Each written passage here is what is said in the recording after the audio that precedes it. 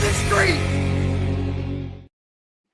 What's up, everyone? Welcome into Twin Cities Sports Talk.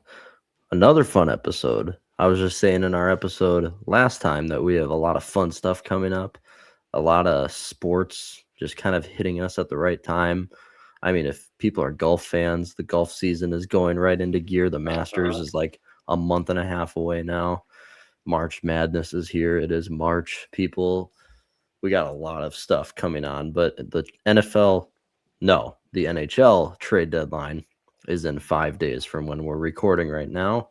So what we're going to be doing is we're going to be going through maybe some less likely and more likely Wild trade deadline rumors and centers that we could see the Wild acquiring this deadline.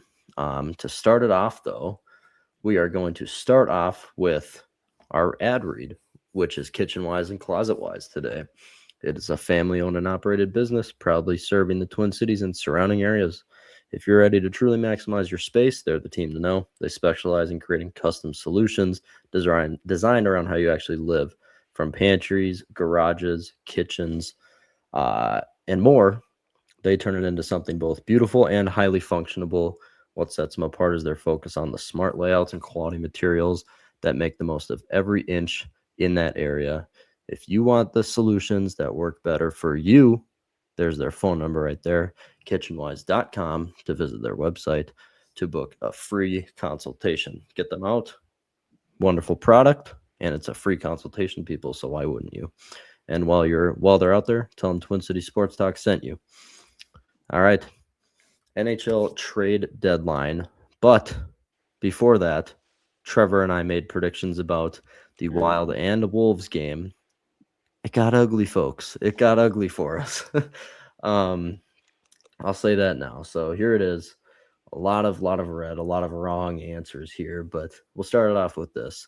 I said the Wolves would beat the Denver Nuggets, and they ended up beating them 117 to 108.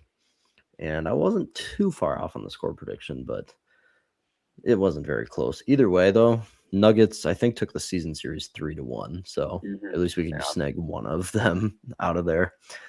Trevor said the Wolves would lose, so that ended up being wrong. Well, Trevor also. The big thing with the Nuggets winning that series is they'll have the tiebreaker. So if we do, yeah, exactly. If we do have same record end of the year, they'll jump us for seeding.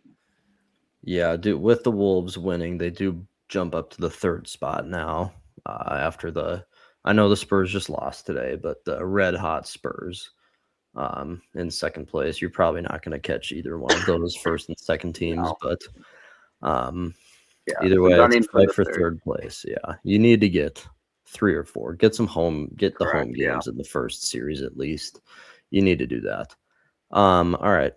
Trevor also said the Wild would. They lost. Trevor said they would win, being wrong. But I also said they would win, so that's a double wrong for us. And then a lot of wrong player predictions. I said Ant would have 30-plus points with Jokic having 17 boards. Neither of those. They were both pretty close, but neither of those came to fruition. I also said 2 Wild defensemen would score a goal tonight. So it's a bad night for me. I haven't had one of these in a while. I've been on a heater. And one note I saw for the Wild, real quick, going off the last, so that was Philip Gustafson's. I'm seeing Michael Russo's tweet. So this was Gustafson's first loss at home since October 30th, because previously he was 10-0-5. So he had 5 overtime or shootout losses, but he was 10-0-5 since October 30th. So first regulation loss. And, it was all because of a perfect shot where not a whole lot you can ask or can't blame Gustafson at all. It's just a perfect shot. Perfect shot, yeah. Wow, that's insane, actually. With this loss today, they do drop below the Stars again. We're going to keep a very close eye on the Wolves in the playoff race, obviously, but also the Wild in the Central here, because getting that jump above Dallas, both of us are probably not going to reach Colorado because they also have a really easy schedule going forward. But we're going to keep a very close eye on Dallas. We're 14 points above Utah, which, of course, we just lost to the other night, but 14 points above. That's a very wide gap. Either way, so we'll keep you guys posted on that. A couple of the other things. Trevor said Jokic would have a triple-double. This might go down as the biggest bad beat in our show's history. Jokic had the 35 points or whatever it was, 13 rebounds, and 9 assists. That sucks. That really sucks. But get some positivity in here. Trevor did say Robert Thomas would have a point. That is correct. Yay, I at least got that right. Yay. Yeah, but Trevor, so he goes 0-2 tonight, but did snag a point, so now he's ahead of Jack. So there you go. I went 1-1, 0 points. There's the current standings after tonight. So keep them in mind, people. There's no predictions to be made for Monday's game. Not even a Twins spring training game. What am I supposed to do today? Like, there's nothing to watch. Not even anything. The combine's done. There's no golf on Mondays. There's nothing. But just have to rewatch that Vikings Dallas JJ McCarthy big win on Sunday Night Football. I might need to do that. You're right. That would be fun. I will have to. Yeah, I'd have a lot of fun doing that. That was probably, if there was one game you would watch there, I think that would have to be. I do, because well, I think that's probably his most. Just consistent and. Well, there's the Ravens game, but then that ended the way it did. But for McCarthy's sake, that was a solid game. Anyways, very solid, yeah. And I mean, he had his like Peyton Manning walk-in touchdown with no one next to him. The gritty Dallas, and that's some good stuff from JJ. All right, we're gonna get to our main part of the episode. Wild trade deadline center options. We got a slideshow this time, people. We usually aren't this technologically advanced for the YouTube visual audience. We got a little bit of a visual for you. So I did a couple terms when I made this. So this is strictly centers. If the Wild are going to add someone, it's going to be a center, someone who can win faceoff. So all of these guys that we're listing have a 52% faceoff win percentage or better. 52% or better. Each guy had to have 10 goals plus 15 assists this year or somewhere near it. I'm not too picky on that because there could be some guys on some bad teams, but I was going to include they have to have a positive plus minus, but some guys are just on bad teams. There's just not much you can do about it. But the other thing is playoff experience. That is huge. I think we have 6 guys that we'll get to, but let's get to our first one. We're going to have some, and this is I put my probability on the bottom. We can argue that for anything, but Robert Thomas is the first one. So Robert also signed the 8-year deal in 2022. It ends in 2030. He has a no trade clause that he would have to waive it. So this is obviously a shot in the dark. I mean, this would be the dream guy in my opinion, obviously. Yeah. Kind of like the big one that you could dream about. But he would have to waive the no trade clause. I mean, he's having a great year. 11 goals, 22 assists, wins 52.2% of his faceoffs, but you'd obviously have to give up quite a bit to get him to. From all the studies I saw and all the mocks, this would probably be it. Jesper Wallstedt, and then one of your centers between Urov and Hartman, and then probably a draft. I don't even think it'd be Hartman. I think it'd be Urov. You just one of the centers, yeah. I don't think St. Louis would even take Hartman with them being full rebuild. Yep. Yeah. This one is a shot in the dark. I probably should have put it lower than 10%, but Wild fans, I got to let you guys recklessly speculate a little bit on it. Trevor, what percentage would you put it at? Don't say 1. Yeah. Give me a 2%. 2.1. Okay. No, I think it's 5 or 10%. I just don't think almost any other NHL team has more assets they can offer for Thomas. So that in itself will just pretty much kill it. And then given that he's got it's such a team friendly team friendly contract where you have him locked up for through 20. Yeah, and the other thing is he would have to waive the no trade clause, so that's right. always So that's assuming he would and stuff. So yeah. That's our first one. Robert Thomas, Wild fans, comment down below how you'd feel if Robert Thomas was heading the second line or maybe the first line, because Hartman's been playing up there recently. You would farm first line, I gotta believe. I would assume so, yeah. Yeah, I guess, because that second line is usually Mojo, Eck, and Boldy. That line is deadly most of the time. All right, moving on to our next one, if it will. Ryan O'Reilly. Okay, this guy's been linked. This is definitely a guy that's been linked to the Wild many times now, having a fantastic season. 21 goals, 36 assists, better face-off winning percentage, $4.5 million cap hit, and you'd get him for a year and, well, you'd get him for next year too, a year and a third or something like that. Now, I put the probability of this at 53% because his name's already been floating around, and this is a guy that most likely will get moved. The Preds are terrible among a lot of aspects. But for the return, everything that I've seen in mocks, the Wild would have to give up their next first-round pick and a top prospect. There was just a ton of the prospects, Lambos, just a bunch of stuff that I saw, so I just put top prospect instead of specific names.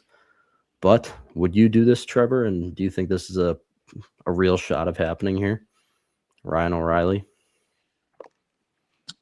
I'm a little torn on a first-round pick.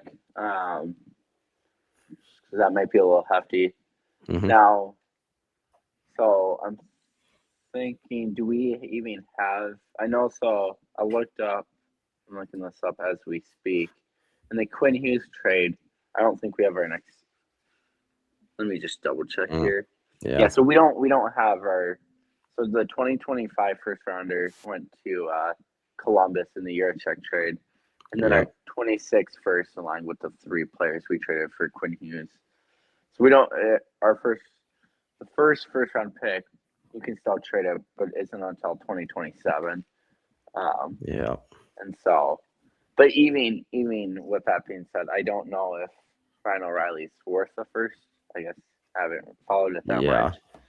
Just, I mean, he is having a fantastic year. Yeah, he wins face off. He's got the playoff experience. How many years has he been in the league? 12? Has he been in the league for like 11 years? I don't know, but it's been a long time. He has a ton of experience, If you can do it without the first, I'm all in. But that's why we have more guys on here. Yeah. And I'd probably say no.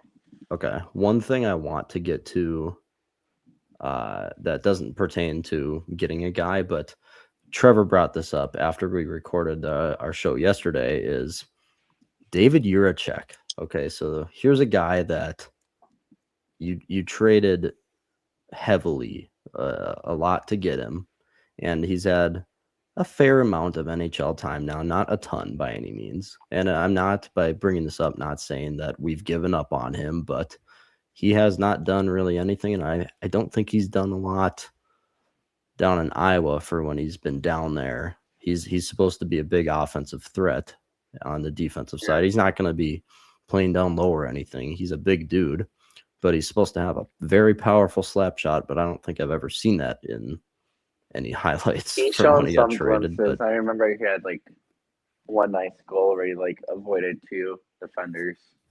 That one in the NHL, I remember that one. Yeah. So there's that, but I mean, the skating will never be good.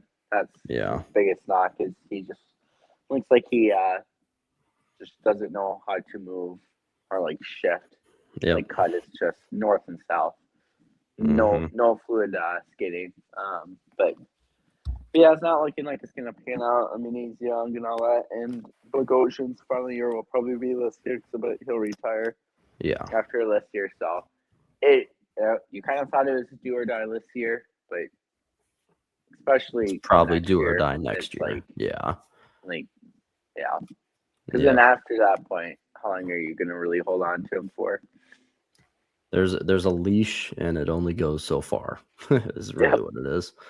And I mean, we'll probably honestly dedicate kind of a full episode going through the stats, going through his whatever the NHL stat for like when players are on the ice. I mean, the plus minus is obviously an easy stat to look at when players are on the ice. Are they winning games? Are they scoring? But either way, Ryan O'Reilly, you didn't say, so you said probably not. Do you Yeah, I'd think a probably lean towards no. 53% probability of it happening Oh is yeah, that's fair. realistic? Yeah. Yeah, just Okay. because they've been linked to him and all that. I'm Yeah. just given the fact that we don't have our next 2 first-round picks, which shouldn't be the end of the world because you gotta hope we can at least go on and run this round in the playoffs. So that pick shouldn't be until like the mid to I don't know, maybe you win the cup and it's pick 32. Yeah. It's not a big deal, and then it should be good next year too. But it's just a lot of future because given that you traded the 3 recent first round picks to Vancouver for Hughes, and now you don't have your next 2 first round picks for this summer's first round pick, and then next year's first round pick. Yeah. I am getting I was gonna say really worried, but that's not the point because we're hunting for the championship. So given at some point, that like we this should be good. yeah. At some point, we could be in for an ugly run after, especially if worst case we can't keep Quinn Hughes. Now you can argue maybe you trade him and you get some of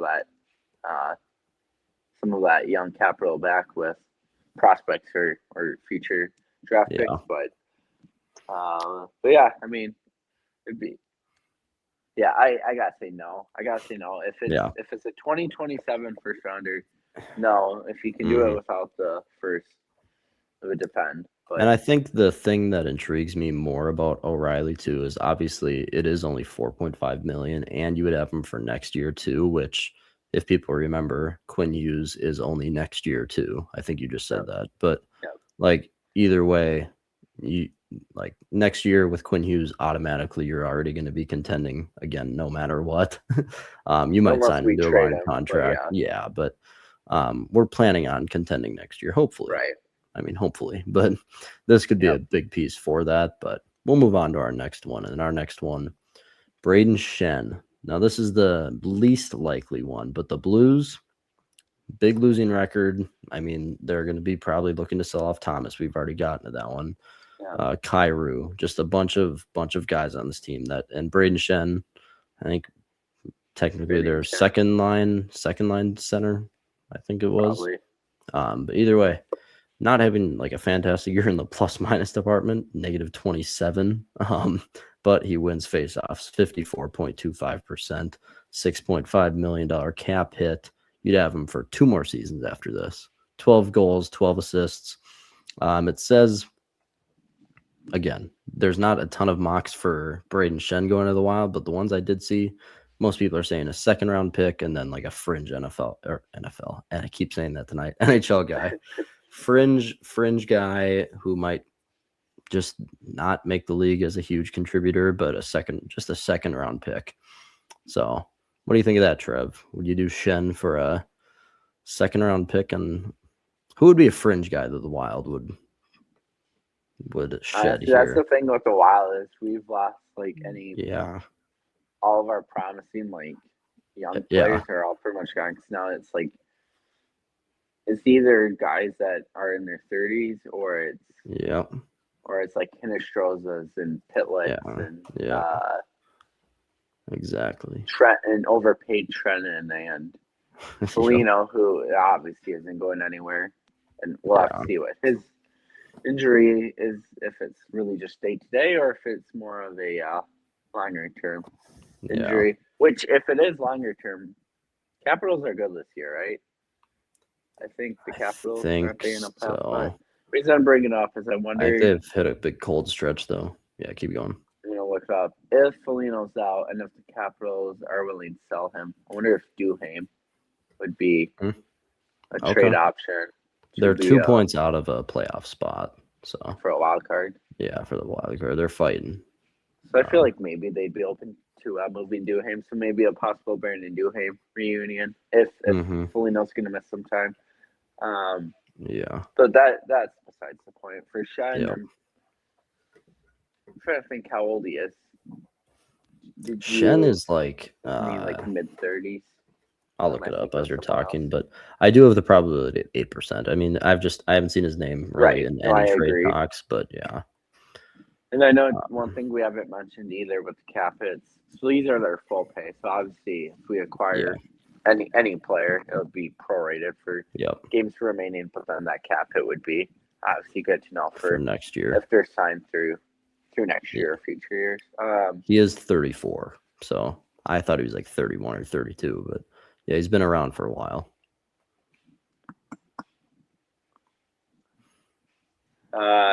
Yeah, he can win face-off. I think if this is legit, like a second-round pick, and then like just a fringe guy, I don't know. We can't think of one on the Wild now. I think I'd do it if they called asking for that. I would do it. Yeah. Finish Strohs, I feel like would be the I love Vinny though, but guy. Yeah, he might be a candidate in there. Yeah, definitely could be. Yeah. But there you go, Braden Shen. Next one on the list, a guy who. Well. What? Actually, I saw a report, so this list might be outdated now. Oh. It sounds like Stamkos is not waving, like he's staying put in Nashville. Oh, okay. So we'll quickly go over it, but very, very unlikely. We'll have to change that probability to if you want to add like a decimal and just put a decimal inside this on the left side of the a decimal to 0.7. Let me explain this. All right, so Steven Stamkos said like 2 days ago, I think, or maybe it was just a day ago, that he would be willing to waive his no trade clause. And he had, I think, 4 teams on his list: the Devils, the Minnesota Wild, the Stars, and the Lightning. He was obviously a Lightning for many years. But being on a 4-team list on a guy that is, reportedly was saying that he was willing to waive the no trade clause, the probability goes up to 70%. But that changes a while. So that just came out in the past like half day then. Yeah, I thought I sent it to you guys, but I probably I sent it through our group chat. Let me pull it up. I thought I was looking at the Instagram. You did. I was driving. See, I didn't look at it. Hey, that's good. You're being a safe driver. Yeah. So Steven Stamkos. So I think this came out yesterday. So Steven Stamkos, Alex Daughtery, refute trade rumors. I haven't. This is Stamkos quote. I haven't talked to Trotz about that. Coach Trotz about that. Yeah. So there's a 0 chance he'll waive his no move clause. So. Wow. Okay. Well, it could have been. It's not going to be a thing unless that report is a lie, which it probably is not. Yeah. So let me try. Maybe next time I can just. You know what? I'll post on Instagram with the 0.7% chance there. All right, Stamkos. But even given the cap hit and all that, I know we're. Yeah, this is I think the biggest one on the list for cap hit wise. I know technically we're still paying Prezi and Suter like $1 million or whatever. It's like $800K, I think. Yeah. Yeah, it's very minimal, but just given. I know we did that segment where we talked about how many team-friendly salaries we've got on the team, so that helps. But I think $8 million might be too rich, anyways, for next year and all that. So, I don't know. We could probably just move on from this one, considering the news. I will say, like at the beginning of all of this, I talked about how like a plus minus is like it's such a lying stat sometimes, because he has 30 goals this season, 16 assists. Put a plus minus of minus 15. It's like it's tough because if your goalie's not playing well or your team's just playing bad and you're just it's such a constantly defending all night. Yeah, the plus minus thing I feel like is just one of the most. It's like a pitcher's win loss record, right? You could be Paul Skeens. It's so true. Yeah, isn't Paul Skeens like the biggest, like most recent pitcher where it's pure dominant? Well, yeah, he's on the Pirates. Yes, but he has however many losses. Like how many losses Paul Skeens I'll has, look it whatever up. The number is. When he's given up 2 or less runs. Well, it doesn't matter. The examples there. So no, I want to look it up because so last year he went 10-10. Paul Skeens, right? With an ERA of what was it, like 2.0 Oh no, 1.97. That's insane. Yeah. But when you have an offense that can't put up more than 3 runs, welcome to the 2026 Minnesota Twins. All right, let's move on to our next guy. Big name, and I think this is our last one, but this has been one of the hottest names. Most likely, yeah. Vincent Vinny Trocheck, 12 goals, 26 assists this year. I don't really care about the plus minus being minus 16. Bad team right now, but he is one of the best face-off centers in the league, which that's what I need right now.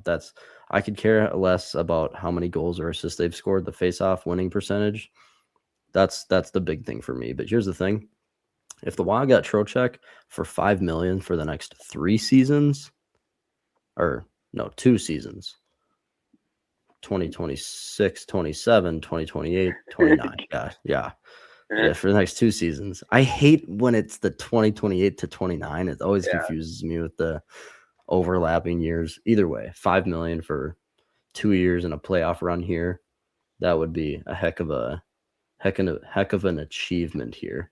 But the return that I've seen, a lot of people, I know you didn't say Ryan Hartman is likely for the Blues, but a lot of people have Ryan Hartman or just a center, and then a couple future draft or future considerations. Emily Kaplan did like she like posted out what she thought the returner would be, the you know who that is, right? For ESPN game, yeah. I think it was like Charlie Stramel, who was a first round pick. I believe he's at Michigan State, right? Yep. Because he started with Wisconsin, but now currently Michigan State. I think it was like Stramel and a first. What was it? Stramel and a first. That seems right. Yeah. I think that's what it was. I'm trying to think if there is like a fringe player in there.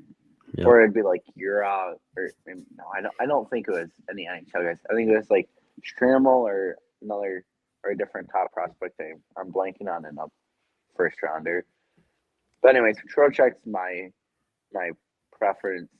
He made the joke during like Team USA pictures. I know during the Olympics where when it was like the Wild personnel of coaches and the players, they were doing like their team photo for the Wild, and Trocheck joked with Billy Guerin on if he should be included in that picture. Yes. So there's that kind of funny little part to that. I think Russo was the one that tweeted that.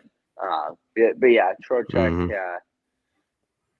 he'd be our first line penalty killer. Him and Eriksson would probably be the 2 killing penalties for face-offs. Yeah. He wins face-offs. He's a good bottom 6 defensive forward. So, yeah, in a heartbeat. And then, Bruce, you know how I am. We don't have nowhere enough right-handed shot forwards. You got Ryan Hartman, Stroza, and then Pitlick if he's playing, which he really doesn't, but he is because of Foligno's injury. So I'm always in the believer of right shot when you're coming down the ice. I feel like it's a lot easier to shoot blocker side, which right will always create a rebound, rather than lefties shooting glove side a lot more. Yeah. And assuming the goalie does glove it, there's no rebound chance. So plus it's a good point. Plus, and then just having that flexibility for like power play lineups. Yeah. I mean, we literally saw it with the Olympics, right? Because you had Eichel and Tage Thompson where they could play the back and forth, just like how you do that with like Zuccarello and Kaprizov. It's the 2 lefties. So another reason to add a ready forward, just because we're so thin. Hinostroza's not playing power play minutes, and neither is Hartman. Pitlick when he plays. Pitlick, well, Hartman, a little bit, but not like for power play minutes. Yeah, the second power play. Yeah, passing. Yeah. And honestly, I don't know if Trocheck will. I'm thinking he might, just given you want to win a face-off, how crucial that is to win a face-off rather than lose the face-off almost every time.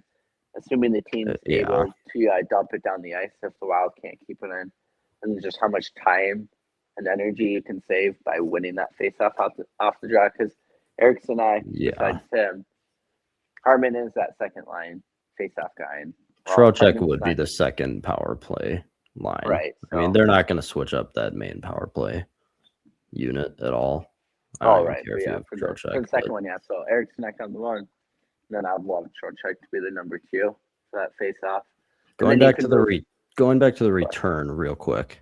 You were talking about obviously okay, now I'm just completely forgetting Strommel. Yeah. But the other center, the first round pick from 2022, I think. The Oscar Olason. I forget how to say his name. You know who I'm talking about? The center the Wild drafted first round, I think in 2022. But he's in Iowa right now. Games played 61 this year, 11 goals, 15 assists. He's having a good year. That could be another option there. But I mean, Strammel is that would be probably the top guy there, unless you guys want a who's the winger that's at Boston right now that we Ryder Ritchie. Oh yeah, the guy that we drafted the 24 draft, right? Yeah. Either way, there's some guys, but Vincent, you will be a Minnesota Wild player come a couple days from now. Hopefully. Now this would be a big one, and he is the best face-off winning guy on this list. And now that well, I took Stamkos off, or we kind of decided that he is the highest probability I put on here. So, yeah, which is rightfully so, because I think probably the name that's been in the most trade talks already, and yeah, I think that is Lesky. Yeah, I was gonna say, and then like I said, I could expect not that if Foligno is gonna miss time, I do think it's not gonna be any like popular like name that a lot like any person would know. I think it would be a Duhaime or just some, I wouldn't say no name, but just some like fourth line guy that can ring the checking and any like good defensive forward. A guy that you might be willing to drop the oven mitts and throw some piss. Yeah. So, man, I just miss Duhaime, his energy. Oh yeah. Back when we had Dewey 1, Dewey 2, it was a fun time. And then Cap Hell hit, and well, everyone had to go. So I really do believe if the Prezi Suter buyouts wasn't ever a thing, I really still think that Dewar and Duhaime would still be rocking as like our fourth line, just guru lineup. That line was so fun. I'm trying to think who was the other guy that they paired with those. Trevor. We probably wouldn't mind Trennan to his 4. Yeah, Delorier was our trade acquisition in 2022 or whatever. I think Delorier was the other guy with Duhaime and Dewar. So I think Dewar was the center, and then that was a fun line. It was, and that was the year we lost to the Blues in the playoffs. So, fun. Just like how we lost to them, yesterday. Yeah. Awesome. Minnesota Wild hockey. First round exits.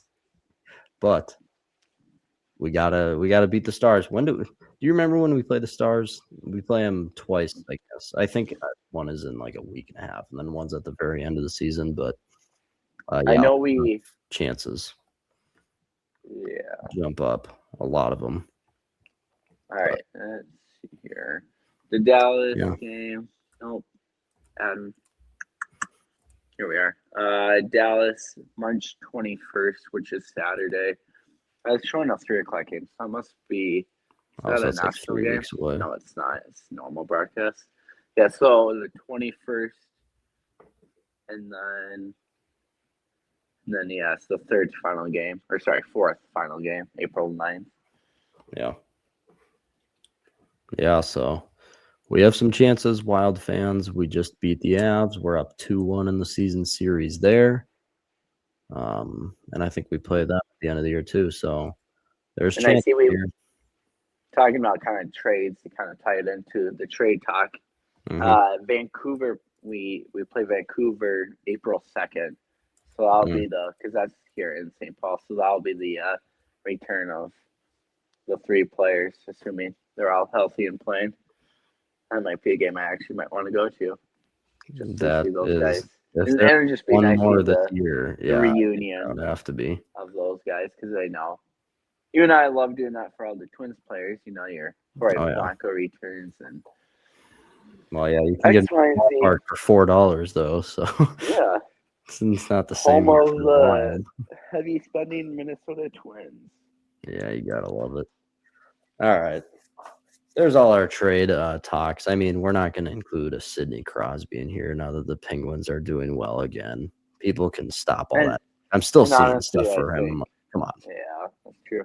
And honestly, even realistically, as much as the connections are there between Guerin and Fleury, who's like a advisor, Yeah. whatever his role is, even if the Penguins were in last place, it sounds like Crosby is just so committed to. He's the Joe Mauer So, for the yeah. Heat. Mm-hmm. Yeah. So, I don't think as I fun as could it have would be, never seen that happen. I really couldn't have. Could have imagined that. All right. One gripe I have. People, you might be getting used to my gripes about these teams that we watch. Mats Zuccarello, you need to just shoot the puck sometimes. There was one chance in this Blues game where he got like a rebound I know and he did the shot pass off the pad on the one timer, but I get what you're yeah, saying in not general. what I'm talking about. But so it was a big scuffle. The goalie was like tangled up with one of the Blues defensemen, and the puck was sitting there, and he on the like right side of the net, he gets it, and the goalie like got back a little in time, but he could have taken a shot, and he was like 4 feet away from the net, like he was right there, and he had an opportunity, but he's just so pass happy and so like sometimes it doesn't even look like he's looking for the shot. I mean, I'll admit it. We get on the highlights. Yeah. We get on the Sports Center top tens. These like spam passes, like all over the ice, and The then you get an tic-tac-toe. easy one timer for Kirill in the slot. But like, it's annoying on TV. We have the best view out of anyone. We see this stuff, and Zuki, you need to shoot the dang puck more, my man. I mean, the Wild, that was the last night because I think they had 21 shots on goal. They just didn't get the amount of chances. It was really, I mean, in my opinion, it just seemed like a very fast game for the Wild. It's just the high percentage chance just weren't there tonight in any, well, I mean, a little positive. Earl just tied Gabrick as the franchise leader, That's true. franchise leader in goals scored. So, Yeah. little fun nugget there. But yeah, and if I remember correctly, I'm pretty sure this is thankfully for Bruce's sake, Zuccarello's last year on the team, and I know there's probably a decent chance that they might re-sign him to a one-year deal, but I pray not. I just rather not. I don't know. He's a well-liked player now that everyone loves him, which kind of worries he might come back.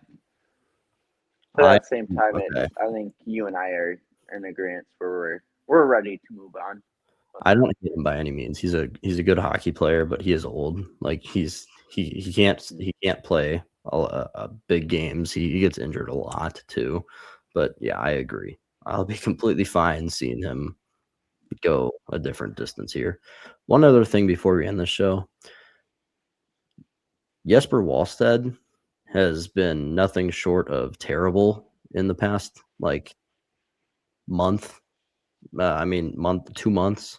Ever kind of since Christmas hit. Jesper Wallstedt, I'm gonna read you as just the goals allowed.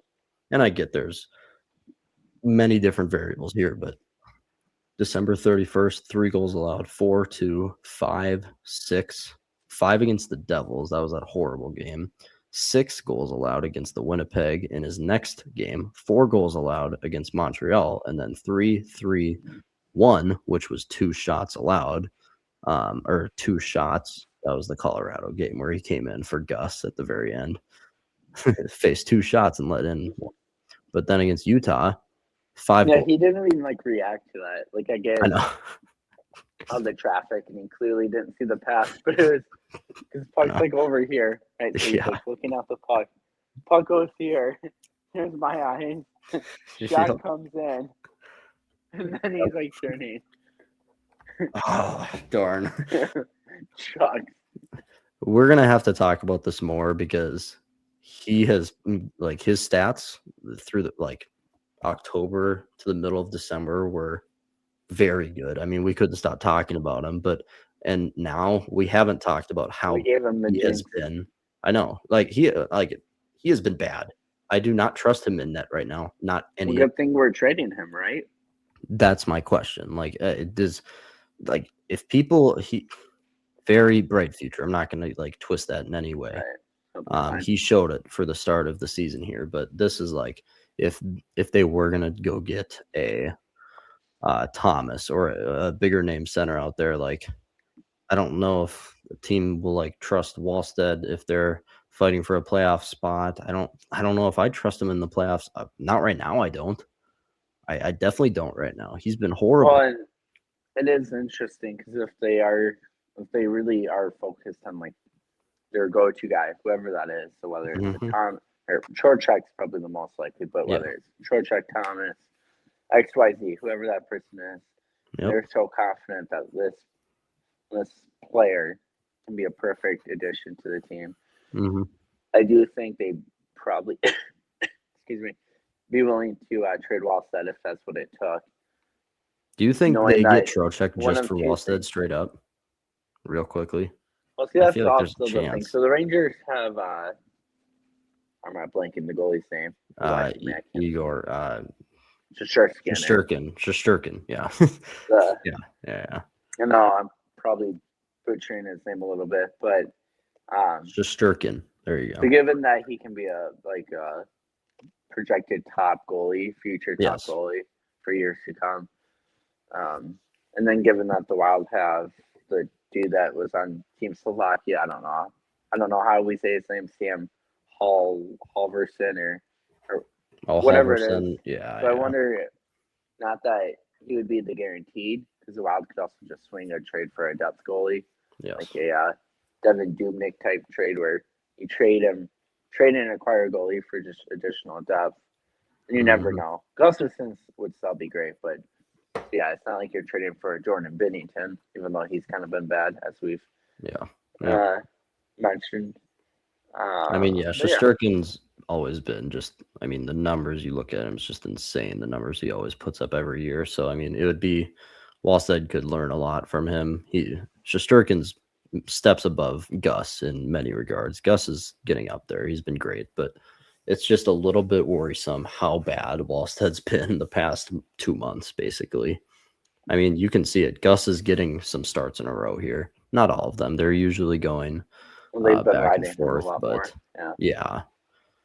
but Wallstead is, you got to get that figured out, because we were just having talks a few weeks ago of when playoffs come, what's the goalie split going to be? Because the Wild have traditionally, in a 7-game series against the Stars, ran Gus out when Fleury was on the team. Fleury got one of the games, and it's pointing to that direction again, which I might not be upset about, but earlier in the year, we're we can finally go in a 7-game series and have Gus play 4 of the games or 5. But no, it's got to get it figured out. We'll talk more about Wallstead coming up. And just like I said at the top of the episode, people, we got a lot of stuff going on. The NFL Combine just got done today. We'll have, I'm putting together a list of kind of under the radar stars that kind of shine there, and including Bryce Lance, Trey Lance's brother, wide receiver out of NDSU. He had a phenomenal combine. Top 5 in almost every wide receiver, activity or workout, whatever you want to call it. Either way, Twins spring training in full-fledged. Joe Ryan is officially out of the WBC, so the injury bug is already in full-fledged there. A lot of stuff going on. Wild trade deadline. Wolves beat the Nuggets. They're in 3rd place. The Vikings, the free agency hope, the new league year's in 10 days now. We got a lot of stuff planned, people. Thank you for the support on YouTube again. Growing fast, growing strong, and keep it coming, because we love it. I hope you guys love the content. And if you do, make sure you follow the YouTube, Instagram, TikTok, and Spotify. And again, I said on yesterday's episode, big announcement on March 9th. That's next Monday. Big announcement there that everyone will want to hear and stick around for. But other than that, everyone go follow the socials. Twin City Sports Talk. We'll see you guys tomorrow.